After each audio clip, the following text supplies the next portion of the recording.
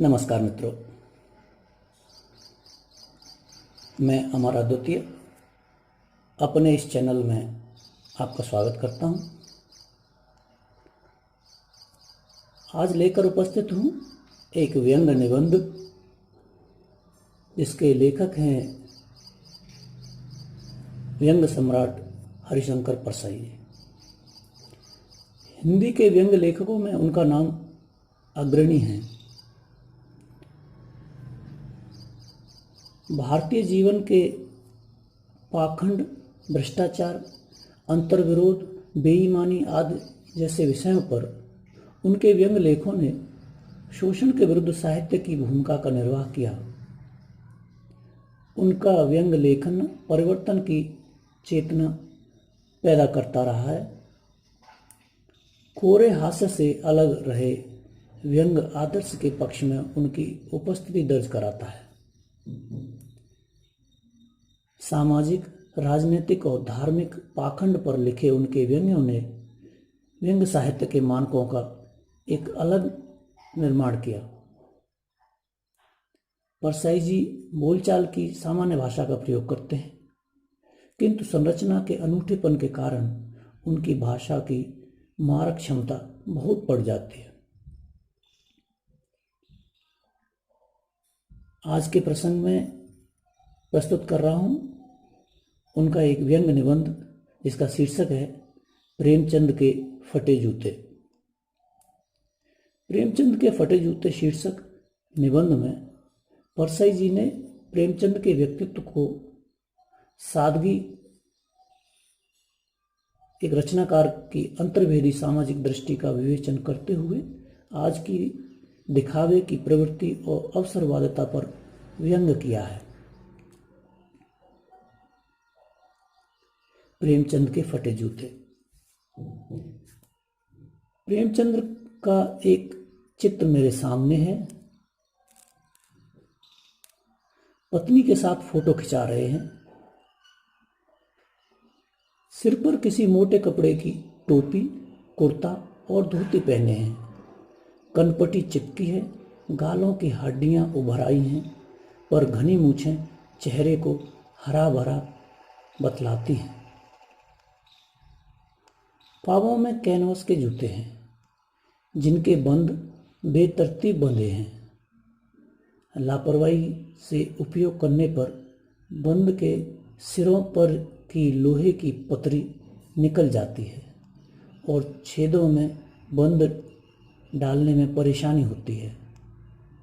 तब बंद कैसे भी कस लिए जाते हैं। दाहिने पांव का जूता ठीक है, मगर बाएं जूते में बड़ा छेद हो गया है, जिसमें से उंगली बाहर निकल आई है।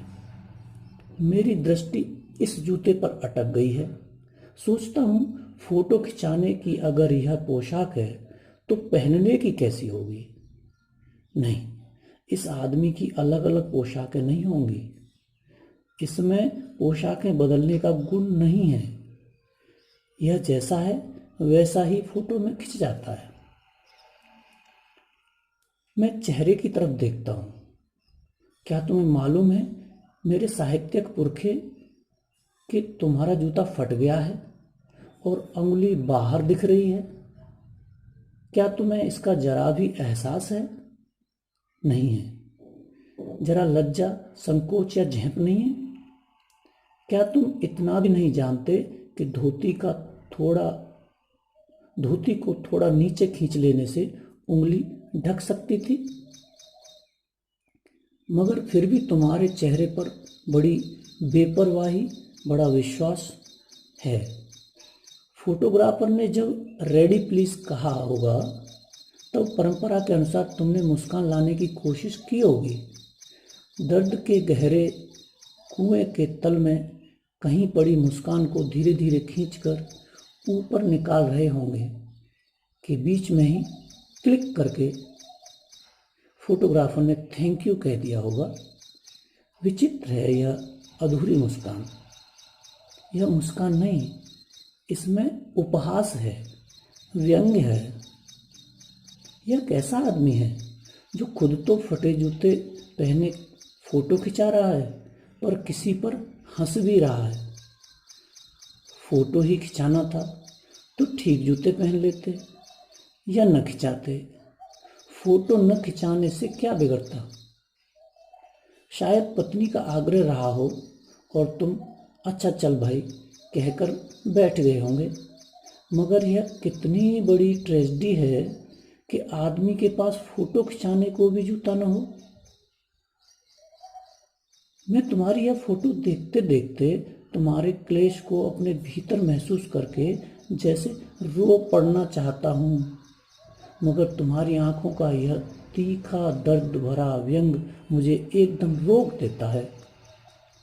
तुम फोटो का महत्व नहीं समझते। समझते होते तो किसी से फोटो खिंचाने के लिए जूते मांग लेते। लोग तो मांग के कोट से वर दिखाई देते हैं और मांगे की मोटर से बारात निकालते हैं। फोटो खिंचाने के लिए तो बीवी तक मांग ली जाती है। तुमसे जूते ही मांगते नहीं बने। तुम फोटो का महत्व नहीं जानते। लोग तो इत्र चिपड़ कर फोटो खिंचाते हैं जिसमें फोटो में खुशबू आ जाए। गंदे से गंदे आदमी की फोटो भी खुशबू देती है। टोपी 8 आने में मिल जाती है और जूते उस जमाने में भी 5 रुपए से कम में क्या मिलते होंगे। जूता हमेशा टोपी से कीमती रहा है। अब तो जूते की कीमत और बढ़ गई है और एक जूते पर 25 टोपियां न्यौछावर होती हैं। तुम भी जूते और टोपी के अनुपातिक मूल्य के मारे हुए थे। यह विडंबना मुझे इतनी तीव्रता से पहले कभी नहीं चुभी जितनी आज चुभ रही है जब मैं तुम्हारा फटा जूता देख रहा हूँ। तुम महान कथाकार, उपन्यास सम्राट, युग प्रवर्तक, जाने क्या क्या कहलाते थे, मगर फोटो में भी तुम्हारा जूता फटा हुआ है। मेरा जूता भी कोई अच्छा नहीं है। यूं ऊपर से अच्छा दिखता है, उंगली बाहर नहीं निकलती, पर अंगूठे के नीचे तला फट गया है। अंगूठा जमीन से घिसता है और पैनी मिट्टी पर कभी रगड़ खाकर लहूलुहान भी हो जाता है। पूरा तला गिर जाएगा, पूरा पंजा छिल जाएगा, मगर उंगली बाहर नहीं दिखेगी। तुम्हारी उंगली दिखती है पर पांव सुरक्षित है। मेरी उंगली ढकी है पर पंजा नीचे घिस रहा है। तुम पर्दे का महत्व ही नहीं जानते। हम पर्दे पर कुर्बान हो रहे हैं। तुम फटा जूता बड़े ठाठ से पहने हो। मैं ऐसे नहीं पहन सकता। फोटो तो जिंदगी भर इस तरह नहीं खिंचाई, चाहे कोई जीवनी बिना फोटो के ही छाप दे। तुम्हारी यह व्यंग मुस्कान मेरे हौसले पस्त कर देती है। क्या मतलब है इसका? कौन सी मुस्कान है ये? क्या होरी का गोदान हो गया? क्या पूस की रात में नीलगाय हल्कू का खेत चर गई? क्या सुजान भगत का लड़का मर गया क्योंकि डॉक्टर क्लब छोड़कर नहीं आ सकते?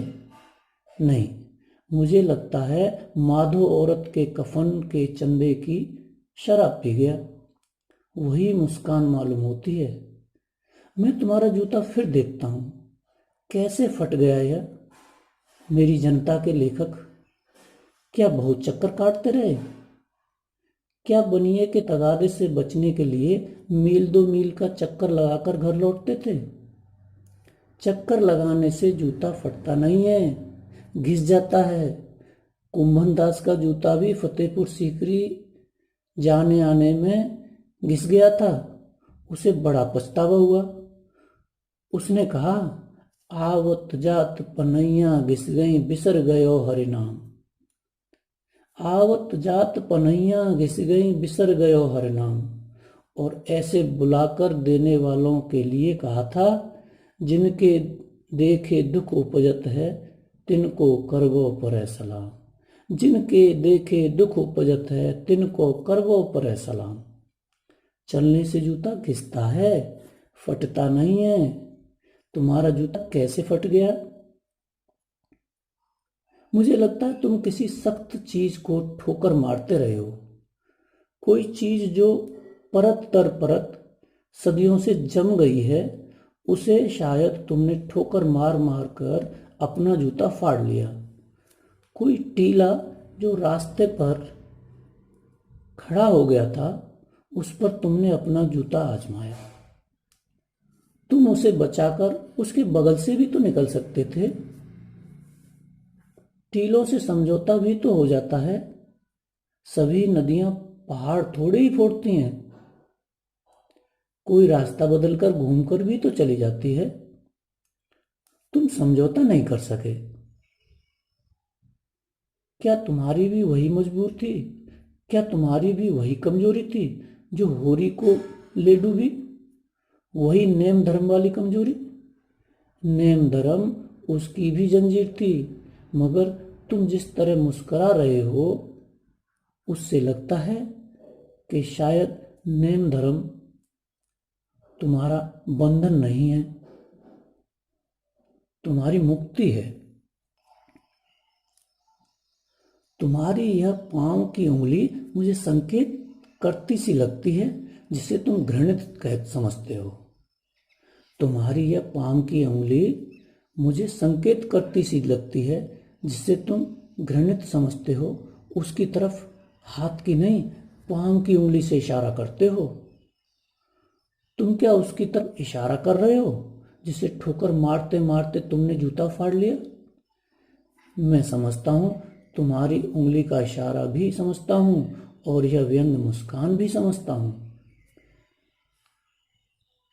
तुम मुझ पर या हम सभी पर हंस रहे हो। उन पर जो उंगली छिपाए और तलुआ घिसाए चल रहे हैं, उन पर जो टीले को बरकरार बाजू से निकल रहे हैं। तुम कह रहे हो, मैंने तो ठोकर मार मार कर जूता फाड़ लिया, उंगली बाहर निकल आई, पर पांव बच रहा और मैं चलता रहा। मगर तुम उंगली को ढांकने की चिंता में तलुए का नाश कर रहे हो। तुम चलोगे कैसे? मैं समझता हूँ, मैं तुम्हारे फटे जूते की बात समझता हूँ, उंगली का इशारा समझता हूँ, तुम्हारे व्यंग की मुस्कान समझता हूँ। मित्रों, यहाँ यह निबंध समाप्त होता है। हरिशंकर परसाई ने व्यंग को साहित्य की विधा में इस तरह स्थापित किया कि यह सदा सदा के लिए एक अलग विधा बन गई। इसी तरह के व्यंग निबंध और प्रेमचंद जी और अन्य प्रवीण साहित्यकारों की कहानियाँ सुनने और पसंद करने के लिए मेरे चैनल को देखते रहें, सुनते रहें।